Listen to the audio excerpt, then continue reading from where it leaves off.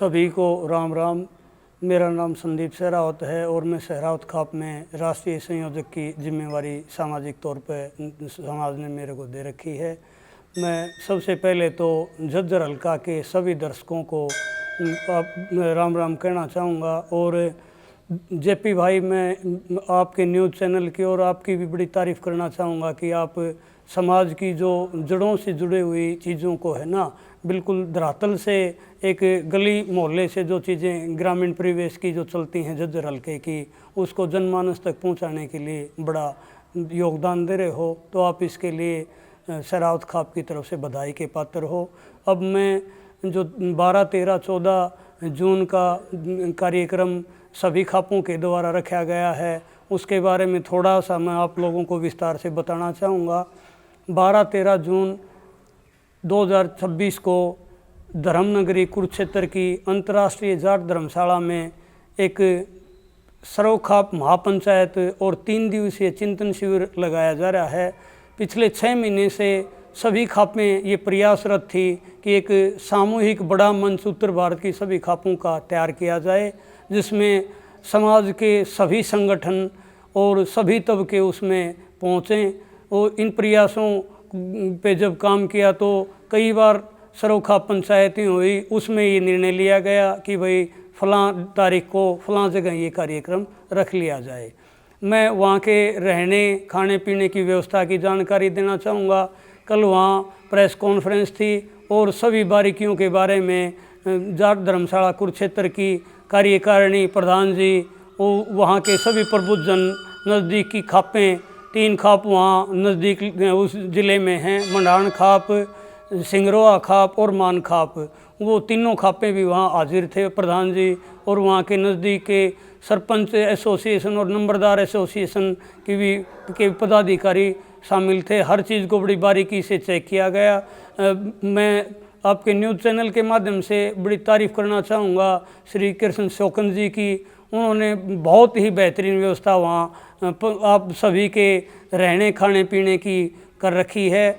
जो भी भाई आना चाहे उसके रहने खाने पीने की पूर्ण व्यवस्था, वो 3 दिन रुके, 4 दिन रुके, 11 तारीख से ही खापों के पदाधिकारी और अग्रणी आदमी वहाँ पड़ाव डाल लेंगे।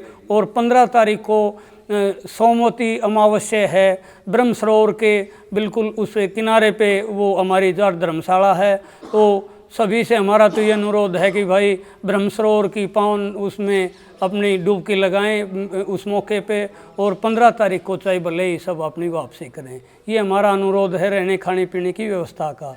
जिस भी भाई को किसी भी प्रकार की कोई जानकारी लेनी हो तो इन जितने भी निमंत्रण पत्र सोशल मीडिया के माध्यम से चल रहे हैं, उन तीनों नंबर पे आप है ना कोई भी जानकारी 24 घंटे ले सकते हो। उसके अलावा एक सुझाव के लिए श्री यशविंद्र मलिक जी ने जिम्मेवारी ली थी वॉलेंटरली, उनका नंबर भी उसमें दे रखा है। तो आप कोई सुझाव उनको जो कार्यक्रम में आप अपनी तरफ से लिखना चाहो तो कमेटी को पहले भेज सकते हो, ताकि हम उस पर आप उसकी कंप्लीट किसी भी विषय को जो जितने भी संबंध विषय रखे गए हैं उन सभी विषयों पे आप अपना थोड़ा सा वर्कआउट करके लेके आएँ। उसकी ज़रूरत इसलिए है ताकि हम बारीकी से उस चीज़ को है ना हर आदमी तक जनमानस तक पहुंचा दें। अब मैं इस विषयों पे एक और आपके माध्यम से ही बताना चाहूँगा कि हमने सबसे पहले इसमें विषय और जो मुद्दे रखे हैं, इसमें चौरी छोटूराम जी को भारत रत्न दिलवाने के लिए सभी आप सभी के साझा प्रयास का पे वहाँ चर्चा चलेगी और आप सभी की सहमति के बाद में ये प्रस्ताव दिया जाएगा। अब मैं मुद्दों में बात करता हूँ कि 3-4 कानूनों पे वहाँ बड़ी बारीकी से बात की जाएगी, जिसमें लिव इन रिलेशनशिप, समलैंगिक विवाह पद्धति, उसके अलावा हमारे ग्रामीण प्रवेश की जैसे गांव गुहांड गोत्र की जो हिंदू मैरिज एक्ट में है वो बदलाव कैसे हो ताकि हमारा जो ताना बाना बना रहे, इस पे है। और एक मेन है हमारा प्रेम विवाह में हमारे जो बदलाव हो उसमें अपने पेरेंट्स की परमिशन को कैसे सुनिश्चित किया जाए, इनके ऊपर ये एक चिंतन शिविर है। इसमें बहुत गहराई से आत्ममंथन होगा।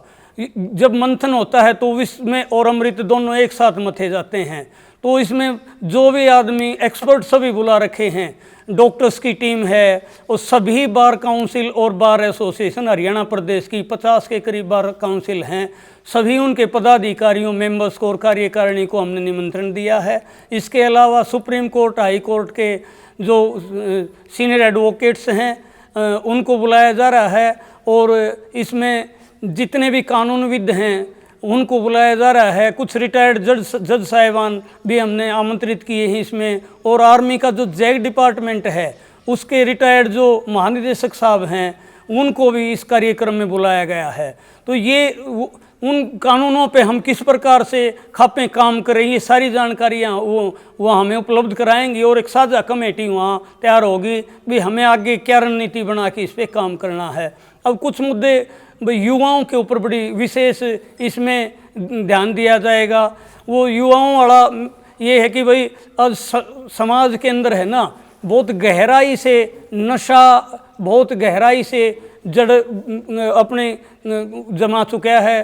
तो युवाओं में जितनी भी कुरीतियाँ फैल रही हैं उसे बाहर लाने के लिए हमें क्या करना चाहिए, इसके लिए भी हमने सभी यूनिवर्सिटियों को और छात्र संगठनों को इसमें बुलाया है। मैं बात करूं चंडीगढ़ यूनिवर्सिटी की पूरी टीम को हमने निमंत्रण दे दिया, राजस्थान यूनिवर्सिटी को दे दिया और इसके अलावा कुरुक्षेत्र यूनिवर्सिटी को हमने आमंत्रित कर दिया और दिल्ली यूनिवर्सिटी की जितने भी छात्र संगठन हैं उन सबको है ना इसमें, ताकि युवा विचार भी इसमें युवा अपनी बात को रखें और किस प्रकार से हमारे बड़े बुजुर्ग उनको मार्गदर्शन देते हैं, ये सारी चीज़ें उसमें कवर करके हम चल रहे हैं।